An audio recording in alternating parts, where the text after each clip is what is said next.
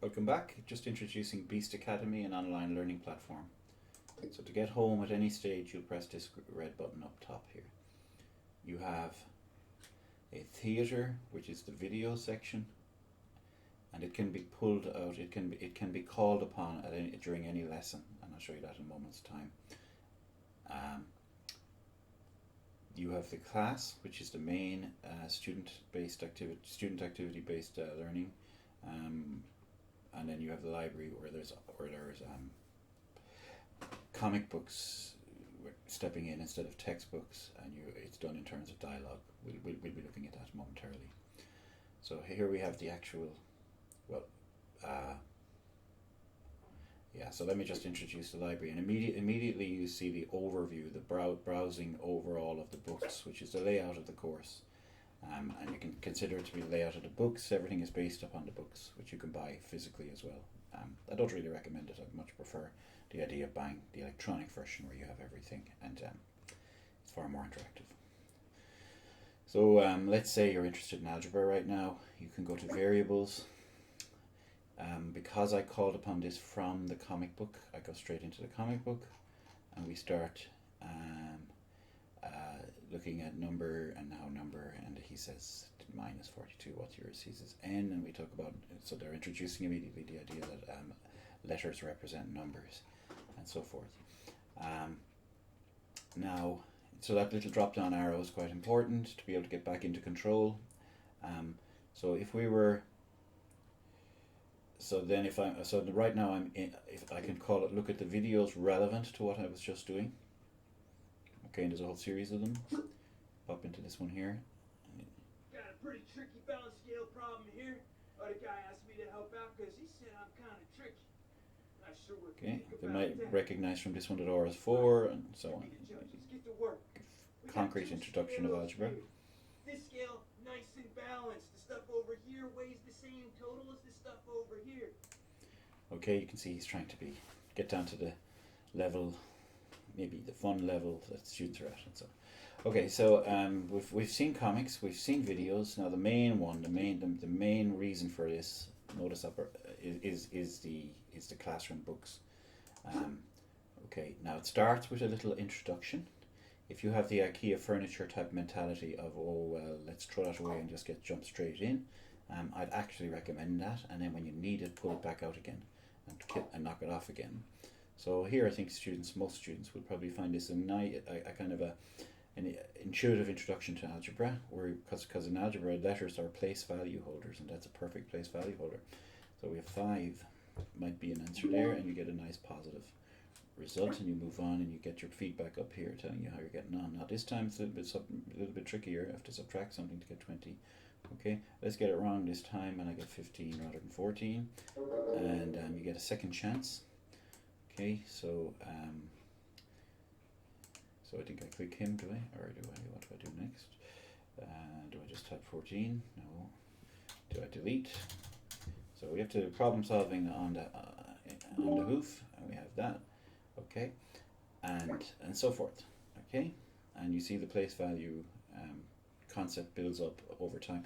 If you get stuck, you've got your comic book here, and if I kill that and and no, I'm not a sort of a visual learner. I'm an audio learner. Then you go to your video, okay, or go to both. Figure out what number the box represents in this. So I hope this gives you an idea. And at any stage at all, you go back to your blue button and again to see your entire course. So you see there's 2 levels of blue button. One you're in a particular topic, and it'll break down those topics for you. Anything you've done, you unlock these options. Many of them are already unlocked, so you can jump in anywhere. But my suggestion is you work through them chronologically. I think that gives you a fair idea. You have a pen, I want to show you that. And you can turn off the sound if there's a reason for privacy and so on. And I've turned the music turned off, but there's music in the background too if you like to have it.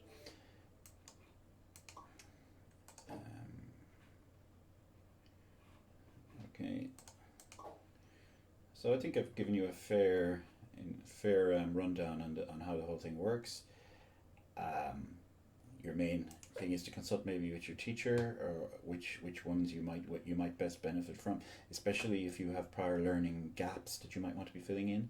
Especially, and we should not be we should be optimistic or about this, and we should look, basically be going back over all of these. They're so well done compared to maybe how they were done in traditional textbook situations that it's probably worth doing them anyway. They're very enjoyable. But at the same time, to expedite learning to what the classroom is doing, you might want to be jumping in maybe in particular variables. If your school is doing if your class is doing algebra right now, distributive property, albeit it might be introduced through number, and expressions and equations.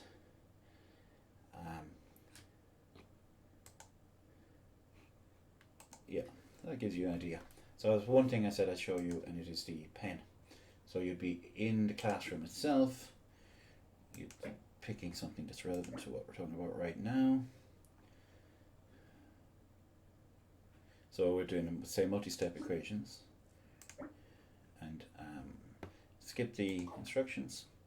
So I have 8a minus 9 equals 47. So basically I'd be encouraging the student to do the steps that take them through the logical area of this. So this is probably not going to be solved by inspection. You're probably not just going to look at this and see the answer. So you might see the minus 9, you're going to want to add 9 to cancel that out. Okay, and you know, after a while the students realize they don't have to add the 9 here, they can just leave the gap because minus 9 plus 9 is gone. So they get into the idea of change sign, which is quite abstract and it doesn't really explain what's happening. But then again, this is just a student on their own, and if they've figured that one out, change sign, then that's a perfectly logical step to be using. So 47 and 9, to best of my knowledge, is 56. I mean, it is 56, right? And so we have 8a equals 56. Now, if you have a stylus in some manner, or if it's an iPad, then this all happens with your finger. Indeed, it can happen. No, I don't think they let you work on a phone here. I think it's too much detail on the screen. So I divide 56 into 8. Now, or my suggestion would be just do it on a pen and paper. 56, divide 56 by 8. Okay, and that's of course 7. Okay, and turn off my pen, key in 7. Of course you do that as well on a pen and paper, and that is the best way to do it on pen and paper. But if you're stuck and you can only use that, you could work away like that. Submit that to get the right answer. Oops, I skipped a very important part there. I'll do this one quickly. 24. Oh dear. No, I'll do it the other way. Take 4 off. This is 9. And then 6 nines is 54. And I'll submit. And then it shows you all the steps which the student might want to write down, especially if they got it wrong. That's it. Thank you. Sorry, that was an 8-minute video, quite long.